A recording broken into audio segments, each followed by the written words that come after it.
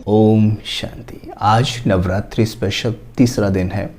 अब तक हम दो शक्तियों को समझ चुके हैं। सबसे पहले हमने समझा था पावर टू डिटैच, यानी स्वयं को सबसे पहले शरीर से डिटैच करना, क्योंकि उसी से पहले अटैच हुए थे।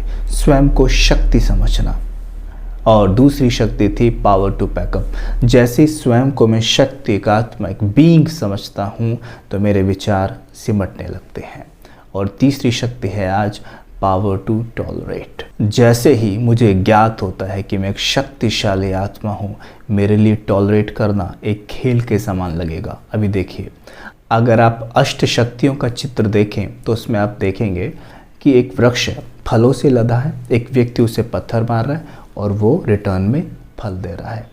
ठीक इसी प्रकार एक शक्तिशाली आत्मा, एक महान आत्मा को जब कोई पत्थर, यानी पत्थर कैसे, कोई अपशब्द बोले या उसे कुछ बोल दे या उसे सहयोग ना दे, तो ऐसी आत्मा उसे रिटर्न में क्या देगी? फल, यानी वरदान। जैसे एक उदाहरण लेते हैं। मान लीजिए एक महात्मा आपके घर के पास से गुजर रहे हैं और एक बच्चा छत पे खड़ा है। बच्चा उस महात्मा को अपशब्द बोल देता है, तो बताइए वो महात्मा जी उन्हें क्या रिटर्न करेंगे?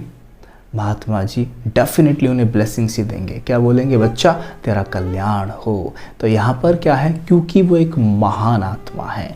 जो महान होते हैं उनके मुख से हमेशा वरदान यानी फल ही निकलेंगे। उस वृक्ष की तरह जब वृक्ष को पत्थर पड़ा तो वृक्ष ने क्या किया? फल दिया। वापस उसे टाली तो नहीं मारी ना, नहीं ना, क्योंकि वो उसका नेचर है, वो फल देगा।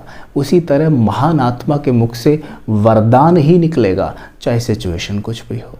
तो यहाँ पर देखा गया है, अगर आप अपने आसपास चारों तरफ ऑब्जर्व करें तो आप पाएंगे कि महान आत्मा, यानी महान हम सबसे ज़्यादा किसे कह सकते हैं? आसपास देखिए, जो भी पार्ट अदा कर रही हैं आत्माएं, कोई माता, कोई पिता, कोई भाई, कोई बहन, सभी तरह के रोल अदा किए जा रहे हैं।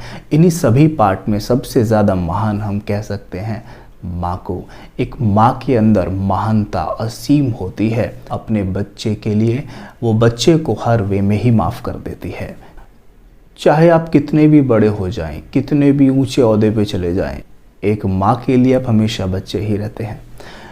जब छोटे होते हैं, माँ की गोद में होते हैं, बहुत कुछ करते हैं, माँ को लात भी मार देते हैं या गीला भी कर देते हैं माँ को, लेकिन माँ कभी आपसे दुश्मनी नहीं कर लेगी इस बात को लेके। बिल्कुल ऐसे भूल जाएगी जैसे कुछ हुआ ही नहीं, और बड़े प्रेम से आपको पालना देगी, सब कुछ कराएगी। ये माँ की क्वालिटी है, ये है माँ की महानता। यहाँ पर परमात्मा कहते हैं तुम एक आत्मा हो, ये देह तो तुम हो नहीं। आत्मा कभी माता, कभी पिता, कभी भाई, कभी बहन का पार्ट अदा कर रही है, बाकी तुम सब आत्माएं हो। माँ का पार्ट अदा करते हुए अगर वो सारी शक्तियाँ आत्मा में हो सकती हैं, तो कोई भी पार्ट अदा करते हुए वो शक्ति आत्मा में अवश्य होंगी। तो इन शक्तियों को हमें यूज़ करना चाहिए। परमात्मा कहते हैं कि हम सभी आत्माएं शक्तिशाली हैं और सारी शक्ति माँ वाली हमारे अंदर है, बशर्ते हमें अपने दृष्टिकोण को चेंज करना होगा। अगर हम सभी को बच्चा मान लें, स्वयं को माँ मान लें, मैं आत्मा, सभी आत्माओं की माँ हूँ। थोड़ा सुनने में आपको अजीब लग सकता है कि हम तो मेल हैं, हम तो भाई हैं, या हम कैसे स्वयं को माँ मान ले। या बॉडली नहीं, आत्मिक रूप से हमें माँ, यानी माँ वाले संस्कारों का यूज़ करना है। ज़रा एक सेकंड के लिए मान के चलिए, कोई पास्ट की ऐसी बात उठाइए जिसने आपको हर्ट किया हो, किसी व्यक्ति ने आपको अपशब्द बोले हों, उसने आपको हर्ट किया हो, उस इंसिडेंट को अपने सामने लाइए और अभी एक क्षण के लिए स्वयं को माँ मान लीजिए दिल से। हाँ, और अब आपको क्या नज़र आएगा? वो बच्चा है। जैसे आपको लगेगा कि मैं एक माँ हूँ, वो एक बच्चा है, एक सेकंड में आप उसे माफ़ कर देंगे। ये फ़ायदा होता है स्वयं को माँ समझने से, यानी बड़ा समझने से। माँ अर्थात महान, यानी महान आत्मा। स्वयं को महान समझने से, ऊंचा समझने से ये बेनिफिट होता है कि माफ़ करना एक क्षण का काम हो जाता है। तो पावर टू टॉलरेट जितनी माँ के अंदर होती है वो किसी के अंदर नहीं हो सकती। इसलिए माँ को कहा जाता है सहनशील, सहन शक्ति की देवी, राइट। तो यहाँ पर आज हम विशेष देख रहे हैं कि जगत माँ की पूजा होती है। जगदम्बा, जगत माँ, यानी पूरे विश्व की माँ। जिस आत्मा ने स्वयं को समझ लिया हो वो वाकई पूजनीय, वंदनीय, दाता बन जाती है और सबको बस देती ही जाती है। इसीलिए तो माँ की इतनी पूजा होती है। तो आज हम ये प्रतिज्ञा करते हैं कि हम नवरात्रे मना रहे हैं, तो ये हम जगत माँ से सीखें कि सभी को कैसे क्षमा करें, सबको कैसे पालना दें और कैसे स्वयं को सबकी माँ समझकर चला जाए तो कितना आसान हो जाए। अगले 24 घंटे हम ये पूरी तरह से अभ्यास करेंगे कि मैं इस जगत, इस विश्व की माँ हूँ। और इस पूरे विश्व के पिता कौन है? परमात्मा शिव। ठीक है, कंबाइंड शिव शक्ति कंबाइंड हो गए। जैसे ही उस शिव से मैं कंबाइंड होती हूँ तो मेरी शक्तियाँ बहुत ज़्यादा बढ़ जाती हैं, कई गुना बढ़ जाती हैं और अपने आप को माँ समझना, विश्व की माँ समझना और भी आसान हो जाएगा। तो आज का अभ्यास ये है कि मैं जगत माँ हूँ, मैं पूरे विश्व की माँ हूँ और इस पूरे विश्व के पिता हैं शिव बाबा। मैं उनसे कंबाइंड हूँ, उनकी किरणें निरंतर मुझ पे पड़ रही हैं, मुझ में समा रही हैं। निरंतर देखते जाएंगे। 1 मिनट मेडिटेशन करते हैं। तो चलिए स्वयं को देखेंगे मस्तक के बीच।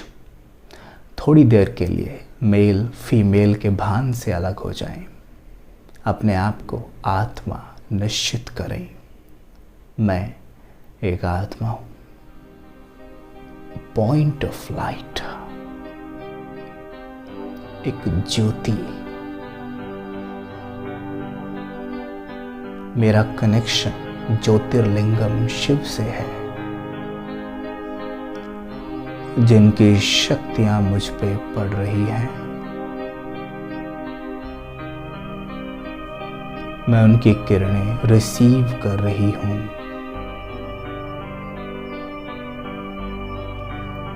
वो जगत पिता, विश्व पिता हैं, जगत नियंता हैं। मैं जगत माँ, जगत अम्बा हूँ।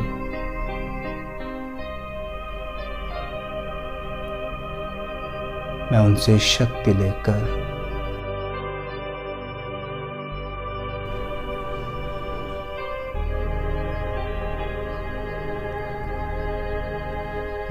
शक्तियाँ लेकर पूरे विश्व की आत्माओं को दे रही हूँ और सभी को एक बच्चे के रूप में देख रही हूँ। मैं जगत माँ हूँ। देखें, परमात्मा की किरणें मेरे ऊपर पड़ रही हैं और मुझसे चारों तरफ फैल रही हैं। मैं प्रेम की नदी हूँ। मुझसे प्रेम का जल चारों तरफ बह रहा है।